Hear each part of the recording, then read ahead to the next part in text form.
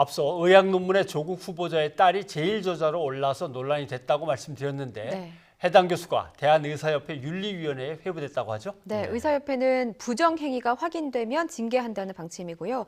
구체적으로 어떤 부분이 문제인 건지 김정혜 기자가 설명해 드립니다. 대한의사협회는 상임이사회를 열어 단국대 의대 A 교수를 의사협회 중앙윤리위원회에 회부했습니다. 의협은 특히 두 가지를 구체적인 윤리 위반 대상으로 꼽았습니다. 첫째, 당시 인턴 신분인 고등학생을 논문 제1저자로 올린 점입니다. 1저자의 의미는 논문의 가장 중요한 책임자라고 생각하시면 되고요. 이렇게 영어 번역이라든가 이런 많은 도움을 기여를 해주신 분들은 이게 저자가 아니죠. 기여자로 해서 뭐 감사의 글에 언급되고 이렇게 하는 겁니다. 문과 2학년 고등학생이 고도의 전문성을 요구하는 의학 논문에 얼마나 기여했길래 책임저자가 됐는지 상식적으로 이해가 어렵고 결국 자격이 안 되는 사람을 제1저자로 특혜준 게 명백하다는 주장입니다. 둘째, 당시 이 학생의 소속을 재학 중인 고등학교가 아니라 단국대 의과학연구소로 논문에 표기한 점입니다.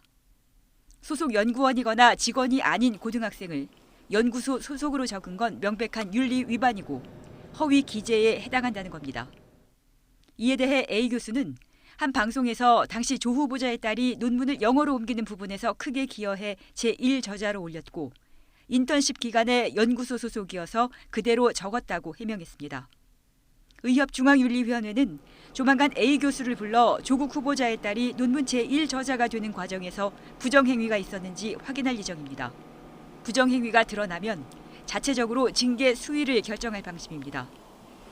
이런 가운데 당시 대한병리학회 이사장이었던 서정욱 서울대 교수가 연구 윤리를 거론하며 논문 철회 요구 입장을 밝혀 논란이 커지고 있습니다. 서 교수는 SNS에서 저자는 논문의 중요한 구성 요소이기 때문에 저자가 잘못됐다면 수정하거나 논문 전체를 철회해야 하는 게 연구 윤리라고 말했습니다. YTN 김정혜입니다.